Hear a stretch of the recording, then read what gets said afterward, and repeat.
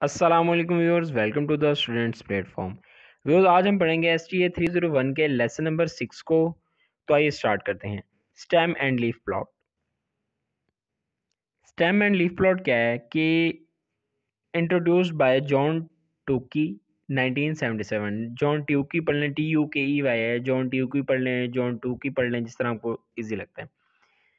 इसने 1977 में इसको इंट्रोड्यूस किया था। Quick method to get display of data set. इसमें डाटा को दो हिस्सों में तकसीम किया जाता है, लीफ और स्टेम। अब देखें, ये 2 4 3 दिया गया है। 2 जो लीडिंग डिजिट है इसको हम स्टेम का नाम देंगे, जो ट्रेलिंग डिजिट है 4 और 3 इसको लीफ का नाम देंगे। दूसरे केस में इसने क्या किया है कि पहले दो वर्ड्स को लीडिंग डिजिट ले लिया गया है जिसको हमने स्टेम का नाम दिया है, और तीसरे वर्ड को ट्रेलिंग डिजिट जिसको लीफ का नाम लिया गया है। अभी एग्जांपल है, डिजिट दिए गए हैं डिफरेंट, इनको स्टेम और लीफ के हिसाब से इसको डिवाइड करना है, स्टेम लीफ के हिसाब से। पहला क्या किया है, जो दो है ना, ये जो 10th की पर मौजूद है ना, दहाई के मुकाम पर जितने भी लफ्ज़ मौजूद हैं 1 2 3 4 5 उनको लिख लिया है। और लीफ के अंदर जितने, अब देखें 18 और 12 हैं। 18 में से और 12 में से एक को कॉमन ले लिया, आप ये समझ लें, और 18 का 8 और 12 का 2 दूसरी साइड पे लिख दिया।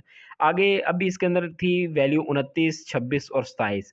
उसने क्या किया, इनका जो दो है उसको कॉमन लेके दो ही एक साइड पे रख लिया, और दूसरी तरफ आगे अगले जो लफ्ज़ थे 29 का 9, 26 का 6, 27 का 7, ये तीनों लीफ के अंदर रख लिए। इसी तरह एंड तक इसने इसी तरह किया, ये हर एक पे ऊपर इम्प्लीमेंट किया।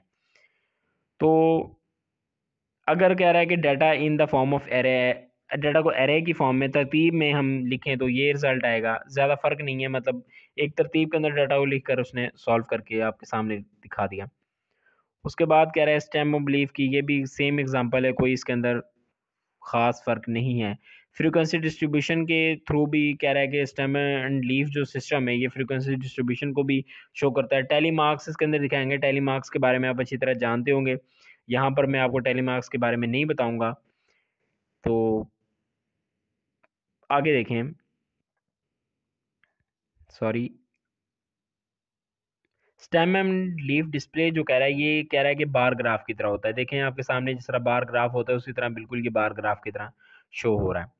यहाँ पे देखें, जित बहुत सारी एग्जांपल्स दी गई हैं और इसको स्टेम एंड लीफ के थ्रू पुट किया गया है।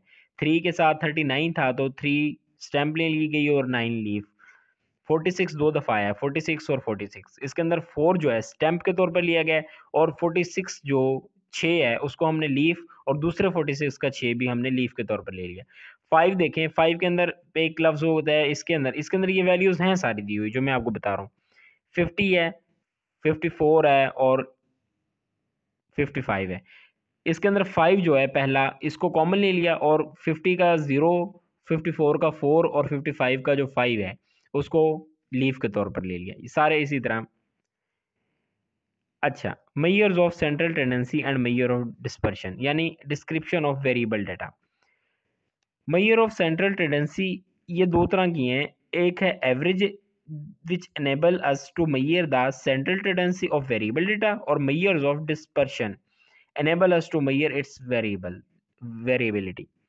एवरेज को देखते हैं, इसको हम एवरेज को हम थोड़ा डिटेल से डिस्कस करते हैं। Average major of central tendency, यानी कि ये हाईलाइटेड पॉइंट को मैं देख रहा हूँ। एन एवरेज, सॉरी, अच्छा, an average is a single value which is intended to represent a set of data और a distribution as a whole.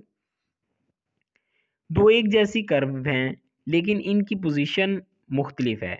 ये ग्राफ के अंदर दिखा रहे हैं, ये देखें, दो एक जैसी कर्व है ना, सेम कर्व हैं, एक 4 से स्टार्ट हो रही है, एक 5 से स्टार्ट हो रही है।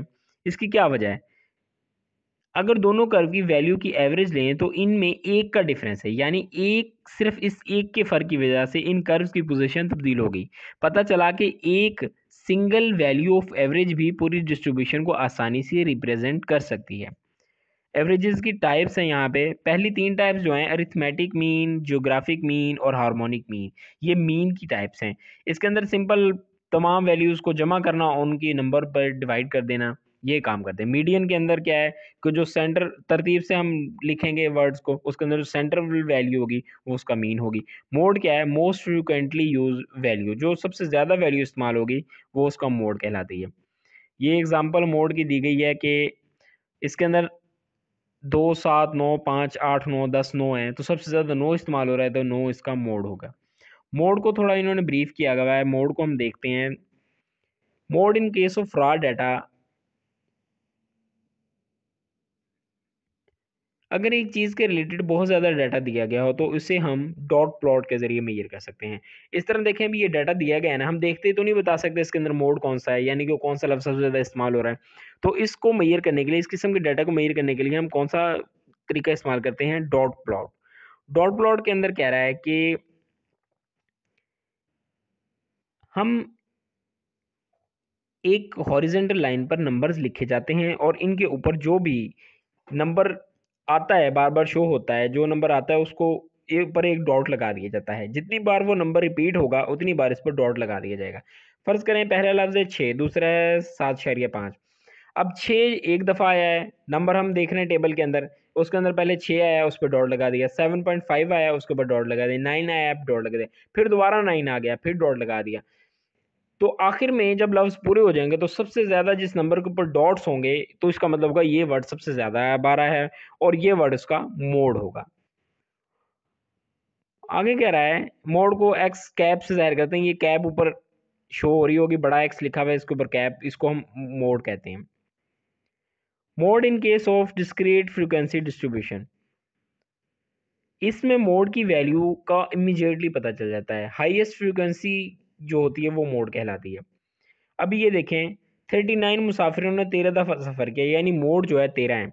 नंबर ऑफ़ पैसेंजर्स दिए गए हैं और नंबर ऑफ़ फ्लाइट्स दी गई हैं, यानी कि 28 मुसाफिरों ने सबसे ऊपर देखें एक दफ़ा सफ़र किया है, 33 मुसाफिरों ने एक दफ़ा सफ़र किया है, 34 मुसाफिरों ने 2 दफ़ा सफ़र किया है। सबसे ज़्यादा जो बार 13 बार सफ़र किया गया है वो 39 मुसाफिरों ने किया है एक एयरप्लेन के अंदर।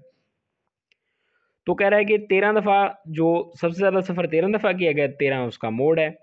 अभी यहाँ पे आगे कह रहा है the mode in case of the frequency distribution of a continuous variable. इसके अंदर कोई चीज़ याद करने वाली नहीं, सिर्फ एक फॉर्मूला है जो कि आपको याद रखना है।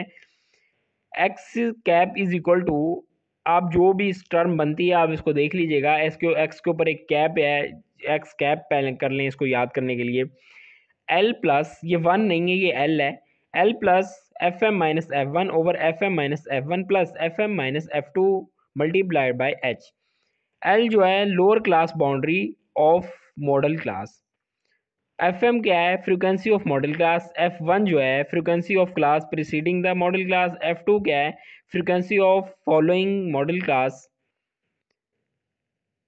और h length of class intervals of modal class. आपको इसको एज इट इज़ याद रखना है फॉर्मूला, ये किसी भी एग्जाम्पल के अंदर पुट किया करने को पूछा जा सकता है या फिर फॉर्मूला एमसीक्यूज के अंदर दिया जा सकता है। तो व्यूअर ये था आपका STA 301 का लेसन नंबर 6। मैं उम्मीद करता हूँ कि आपको समझ आ गई होगी। मिलते हैं लेसन 7 के साथ जल्द ही। टिल देन टेक केयर, अल्लाह हाफिज़।